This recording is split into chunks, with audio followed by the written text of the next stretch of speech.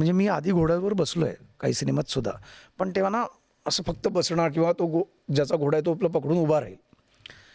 पण या सिनेमाच्या प्रशिक्षणात मी आता घोडा गॅलप करायला लागलो आहे. हो. I can control horse.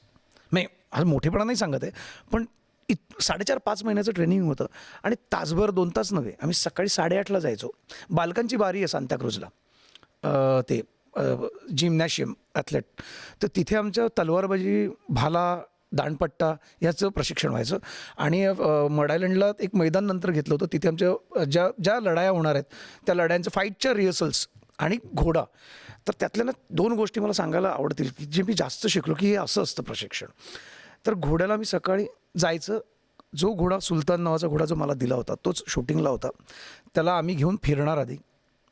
Direct नाही, त्याला घेऊन फिरायचं, त्याला पाणी पाजायचं, त्याला खाऊ घालायचं हाताने. त्याच्यासमोर घमेलं ते ठेवायचं नाही आहे. हातातनं पहिले हाताने खाऊ घालायचं की त्याची जीभ तुमच्या हाताला लागली पाहिजे. ते बॉन्डिंग होण्याकरता. म्हणजे ते आमच्या मास्टरने शिकवलं होतं, उसको खिलाओ, हात से खिलाओ. तर आधी भीती वाटायची, तो ऐसे नाही, ऐसे मत खिलाओ, ऐसे ऐसे रखो. मग तो गाजर असा हातावर नाही, असा हात हे करून गाजर, मग तो खाणार. मग तो खाताना जी जीभ तुमच्या तळहातावर लागते. सो ती बॉन्डिंग होणं फार गरजेचं आहे. आणि त्याच्याशी गप्पा मारायच्या, घोड्याशी गप्पा मारायच्या. म्हणजे आता रिहर्सल किंवा प्रशिक्षण सुरू होणार आहे की सुल्तान देख भाई, इज्जत बचा ले, हाँ अभी तेरा मेरा अभी शूटिंग टाइम आ रहा है, तो ठीक से करना पड़ेगा भाई, हाँ गुड बॉय, तू बहुत अच्छा है यार, तू संभाल लेगा, मेरे भरोसा आहे तेरे पे. सो आम्ही गप्पा मारायच्या त्याच्याशी. मग घोड्यावर रिपीट करताना किंवा ते करताना good good good, very good, क्या बात आहे सुलतान, सुपर्ब सुपर्ब सुपर्ब. आणि मग एका ठिकाणी मला ते असं पण सांगायचं की फार त्याला हे पण नको करू. कारण घोडा असा प्राणी आहे ना की जर घोड्याला कळलं ना की हा वीक आहे आपल्यापेक्षा, तर तो तुम्हाला रूल करतो. मग तुम्ही कंट्रोल नाही करू शकत. एकदा त्याला जर कळलं ना की हा वीक आहे, तर तू वीक नाही, तू त्याला दाखव की मी तुझ्यापेक्षा भारी आहे, लक्षात ठेव. घोडा म्हणजे जेवढा दिसायला सुंदर आहे तेवढाच भयानक आणि स्ट्रॉंग ॲनिमल आहे. आणि मग ते कंट्रोल करणं, मग ते सगळ्याच गोष्टी आल्या.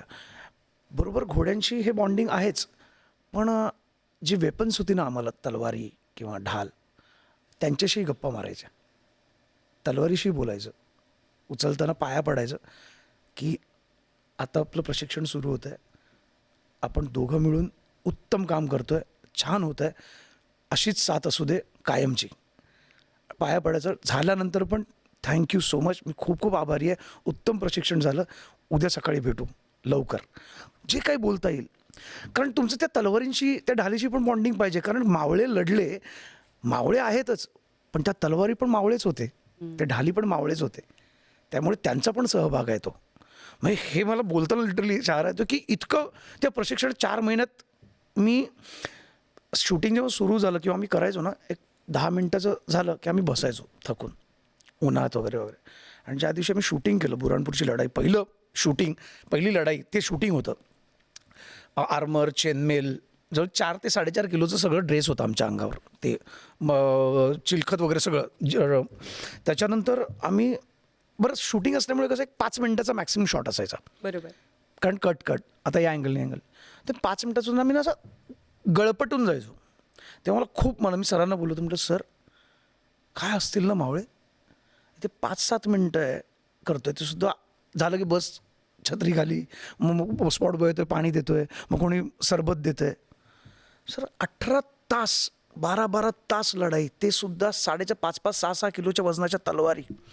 ते सुद्धा इथे आम्हाला ठरवलं जातं आहे की प्रॅक्टिस करून की अशी तलवार घे म्हणजे इथे लागणार नाही, प्रोटेक्शन घेणं.